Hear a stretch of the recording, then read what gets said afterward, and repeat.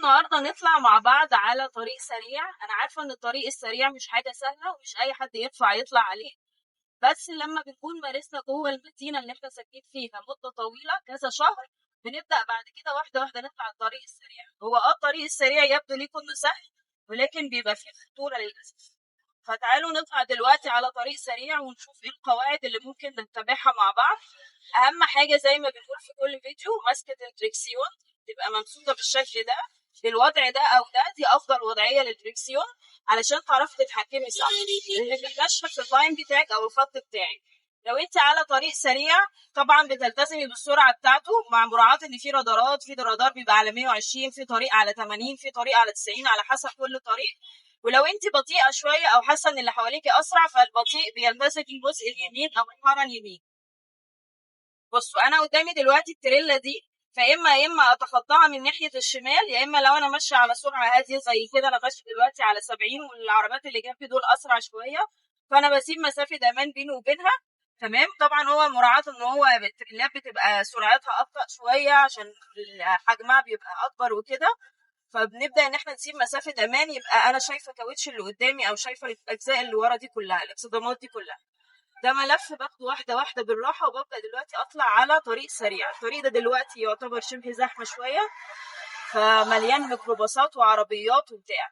دلوقتي الطريق واضح قدامنا فيه كذا حارة. تمام. أنا طبعا ببص كل شوية في مراية الشمال وبتابع الطريق، وباخد شمالي سنة سنة وببص في مرايتي، بدي الإشارة شمال اللي هي بنزل لتحت، وببدأ أبصه بنقل من حارة لحارة، باخد من حارة لحارة واحدة واحدة. طبعا في عربيات عمالة تيجي من جنبي وسريعة جدا، انا بستنى الفرصه تسمح لي والعربيات تكون هديت شويه، ببدا بالطريق. بص، وانا بنقل من حاره لحاره شفت الدركسيون بيحاول ازاي، حاجه بسيطه قوي قوي، مش بكسر جامد، انا مش باخد ملف. في فرق بين ان انا اخد ملف وانقل من حاره لحاره. شيل الاشاره بتاعتي، خلاص انا ثبت نفسي في الحاره دي. شايفين كل اللي حواليا بقى بيجروا ويطيروا، اصلا الطريق ده المفروض اقصى سرعه عليه على 80، لان عليه رادارات والرادارات المفروض على 80، وهم للاسف بيسوقوا اسرع شويه. تمام. فانا دلوقتي مثبته نفسي جوه الحاره اهي، دي اهم حاجه ان انت تثبتي نفسك جوه حاره. تمام. انا بدات اخد في الشمال لان انا داخله اليوتيرن اللي هناك ده جوه حارتي، وماسكه دريكسيوني صح، ملتزمه بسرعه الطريق. تمام. في يوتيرن جاي انا هلف من عنده، هدي اشاره شمال وابص طبعا في مرايتي سنه سنه عشان لو حد جاي. ببدا اخد شمالي سنه سنه عشان ابقى جنب اليوتيرن، ما ينفعش اخد اليوتيرن على الواسع وابقى بعيده، لازم يبقى الرصيف من هنا جنبي. تمام. اهو فهدي سنه سنه، وعلامات علامه السهم دي يعني في يوتيرن، الرصيف بدا يظهر، بهدي خالص خالص وابدا احود مع تحويده الرصيف. بصوا واحده واحده خالص.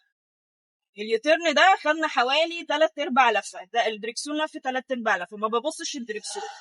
بعد السنه سنه وافضل ماشيه برضو في الجزء الشمال، ما ينفعش اخرج من اليوتيرن اخش في اليمين على طول، افضل في حارتي سنه سنه لحد ما الدنيا تسمح. الدنيا اصلا زحمه وفي عربيات واتوبيسات وكله بيجري، هلتزم انا بالحاره. الطريق ده ما فيهوش حارات، بس احنا يعني انا بتخيل في حارات. هبدا اخد يمين سنه سنه عشان انا عايزه في بنزينه هناك يمين، فبدي الاشاره اليمين واقعد كل شويه ابص في المرايه، كل شويه ابص في المرايه. لو في حد اسرع مني، وعملنا فيديو قبل كده عن المرايات واعرف حجم العربيه جايه دي كبيره قريبه مش قريبه. تمام. ببدا سنه سنه، الدنيا فضيت هبدا اكسر سنه سنه. بصوا وانا بنقل من حاره لحاره، بصوا الدركسيون تحسوا كانه مش بيحول، من اقصى الشمال رحت الاقصى اليمين. تمام. ومديه اشاره، تشيل الاشاره لحد لما تبدا البنزينه تقرب، هدي الاشاره تاني، فانا كده بقيت في اقصى اليمين. انا ماشيه على مهلي، ماشيه على سرعه 80، ودي السرعه اصلا بتاعت الطريق لان في رادارات. تمام. بلتزم بسرعه الطريق، اهم حاجه امسك دريكسيوني تمام والتزم بالحاره، بس كده. لو انت لسه مبتدئه او طالعه على طريق سريع، خليكي في اقصى اليمين. طيب البنزينه قربت وظهرت اهي، هدي اشاره اليمين. تمام. واحده واحده، وقبل ما اجي عند الملف بشويه ببدا اهدي سنه سنه، ما اخدش الملف على سرعه خالص لان ده في منتهى الخطوره. اهو هي قربت اهي، فببدا اهدي من هنا سنه سنه خالص، ومديه اشاره عشان اللي ورايا يعرف ان انا داخله الجزء اليمين ده، وابدا ادخل واحده واحده. والملف اهو بهدي العربيه خالص كاني شبه هقف يعني، وادخل البنزين. هفول وارجع لكم تاني نكمل بقيه الطريق. طب احنا كده خلصنا التفويل، فولنا وبعدين هنطلع. طبعا احنا طالعين على الطريق بره تاني والعربيات جايه بسرعه، باخد طبعا الملف وانا على سرعه هاديه خالص خالص، بطلع واحده واحده سنه سنه. ابص في الاول في الجزء ده، ابص شمالي عشان لو في عربيه جايه سريعه. تمام، الدنيا فاضيه، ابدا اكسر الدركسيون بتاعي، اخد الملف وارجع تاني واعدل تاني. تمام. اهم حاجه لو في عربيه قدامي اسيب بينها مسافه امان وابقى شايفاها، يعني ما يبقاش فدلوقتي احنا هنطلع على الطريق زي ما قلنا. انت يا اما لو مبتدئه خليكي في اقصى اليمين، عشان لو انت خايفه من سرعتهم او انت خايفه من اي حاجه هتوترك، فخليكي في اقصى اليمين، ده للامان ليكي احسن. عادي بقى ممكن عايزه تمشي بسرعه الطريق عادي، ممكن تمشي في النص مفيش مشكله. طبعا العربيات اللي بتبقى محمله كتير زي دي المفروض هو الصح ان هو فعلا ماشي كده صح يجي. هبدا اتخطاه اعديه بس. تمام. طبعا من حين لاخر احنا بنبص في مراياتنا، لان في حواليا عربيات كتير، مش كل شويه ببص، بس من فتره للتانيه ببص عشان اشوف لو العربيات اللي حواليا بعدها قد ايه، بعيد عني قد ايه، في حد هيجي من جنبي ولا لا. وماسكه دريكسيوني عادي جدا زي ما انا وماشيه في طريقي، ما تخافيش خالص. اهم حاجه عندي في الطريق السريع الثبات اللف عالي، ما تتفضيش او تخافي. انا عارفه ان السرعه العاليه دي، بصي ده جه منين مثلا ده جاي متخطي من اليمين، وده منتهى الغلط، المفروض بيجي بالشمال مش من اليمين. فمش مشكله، انت هتقابلي النوعيه دي جدا من الميكروباصات والملاكي، والطريق ده كله تريلات وعربيات نص. في تريلا جنبي دلوقتي بتديني كلاكس، اوسع لها الطريق سنه سنه عادي، ما تخافيش منهم. انا عارفه ان هم شكلهم يخض، بس انا دلوقتي ماشيه على يمين الطريق، فما تخافيش طول ما انت يمين الطريق عادي. وممكن تدي الانتظار برضو بيقول للناس ان انت ماشيه على مهلك، او ان انت هتقفي في اي وقت، فتمام ما تخافيش خالص. الطريق السريع عايز ثبات وعايز جرأة مش اكتر، وانك تتبع القواعد الصح. انا طبعا مش لازقه في اللي قدامي ولا هجري على الطريق، لان انا بمشي بسرعه الطريق. هنلاحظ هنا دلوقتي في رادار دلوقتي قابلنا، بص هتلاقي كل الناس مهديه، كله بيلتزم عند الرادار بس. لكن انا في العادي لازم اسوق على نفس سرعه الرادار في اي حته. يعني السرعه بتقول لي، الطريق بيقول لي 80 امشي 80، الطريق بيقول لي 90 ما عديش ال 90، وهكذا. ده للامان ليكي. هتلاقي اللي حواليكي ما بيلتزموش وكله عايز يطير وكله عايز يجري، مالكيش دعوه بيهم، امشي بالصح عشان تتجنبي المخالفات وعشان لسلامتك وامانك. بصوا الطريق دلوقتي زحمه، بصوا هتلاقوا بقى ناس بتتخطى زي اللي بيجري ده، وعمال يخش ويخمس كده ويخش بين العربيات. مالناش دعوه بالناس دي ناس جريئه وبايعه الدنيا، ربنا يكفينا ايه شر الحوادث. انا ببقى ماشيه بسرعه الطريق عادي وماشيه على خطى الناس اللي قدامي. لو هاخد قرار بان انا هبدا ادخل الشمال سنه سنه او هاخد يوتيرن، هنعمل زي ما قلنا في اول الفيديو، بدي اشارتي واخد الحاره سنه سنه. تمام. هنمشي زي ما احنا، مفيش مشكله. في واحد جه ووقف وعدى دي عادي، ما انا عشان كده بسيب مسافه. بصوا ده مثلا جاي من فين راح فين، كل دول هتلاقيهم على الطرق عادي جدا. طيب التريلا اللي قدامي دي بطيئه قوي قوي، وانا عايزه اتخطاها، هدي اشاره شمال وابص في مرايتي واتاكد كويس قوي. تمام. واخد شمالي سنه سنه. شايفين حركه الدريكسيون شبه ما بيتحركش، هو بيتحرك نص سنتي بس كده، حاجه بسيطه قوي. هتلاقي عربيتك بتحاول هي بتستجيب بسرعه، بس كده انا عديته فخطيته لان هو ماشي صح. التريلات والعربيات النقل التقيل دي المفروض تمشي يمين الطريق، وهو ده الصح، المفروض ما يمشيش في النص ولا على الشمال.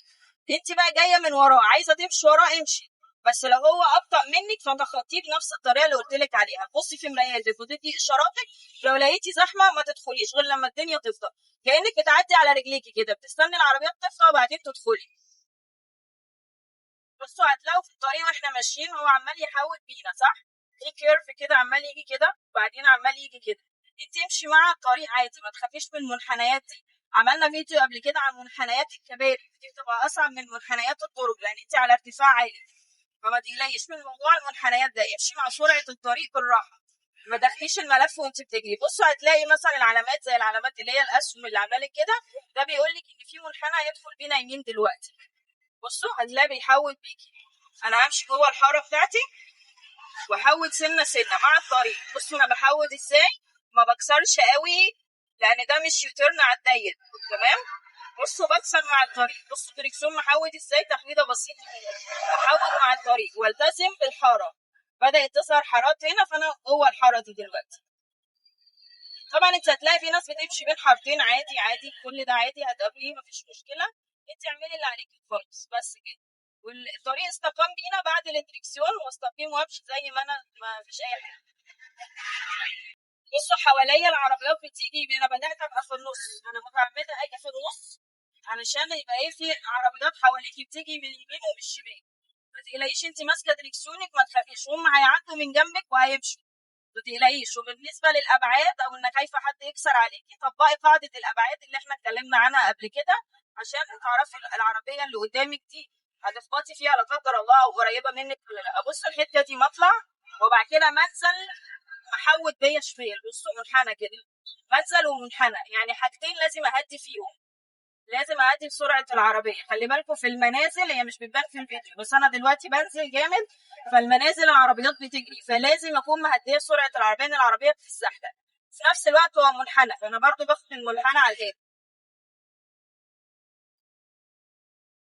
دلوقتي احنا داخلين على صينيه، احنا بنسميها في مصر هنا صينيه، اللي هي الدوران او الميدان.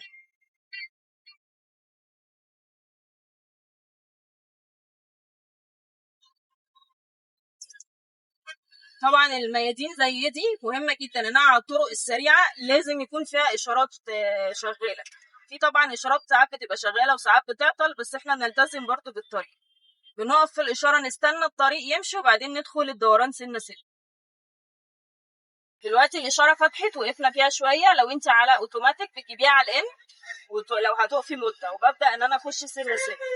بصوا بقى، في ناس بتيجي من هنا اللي هم بيلفوا من الدوران، تريلاب بقى ونقل وبتاع. طبعا انا هستناه بهدي سنه سنه، بدخل الدوران واحده واحده عشان دوت. بصوا داخل ازاي، بصوا اللي بيكسروا عليا دول. هدي اشاره شمال لان انا داخله الدوران شمال. طبعا واحده واحده خالص، ان الدنيا هنا دلوقتي اتزحمت قوي وانا بدخل واحده واحده. شفتوا ده جيت بسر عليا ازاي، بداوا يقفوا. هقف ثانيه واحده، هستناه سنه سنه، انا ماشيه على سرعه اللي قدامي.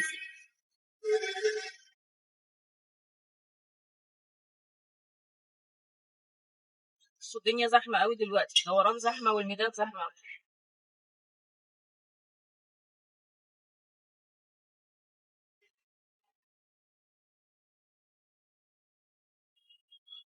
بدخل واحده واحده بمنتهى الهدوء، انا في نفس حارتي ما غيرتهاش عشان ما اخافش. وهم عمالين كلهم تيري كلاكسات بقى مرعبه. انا عارفه ان التعامل مع التريلات والنص نقل والحاجات دي صعبه جدا. انا ابدا اخد يمين سنه سنه عشان انا داخله يمين. هدي اشاره يمين، بصوا الزحمه. انا امشي مع دول لان انا داخله يمين.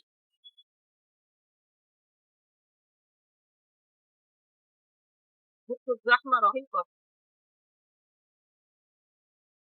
زي ما انا في حارتي مشيت مع الناس اللي مشيت دول وخلاص، ودخلت حارتي بالراحه واحده واحده. زحمه جدا الطريق دلوقتي على حظكم، فالوقت بدأ يتزحم اهو.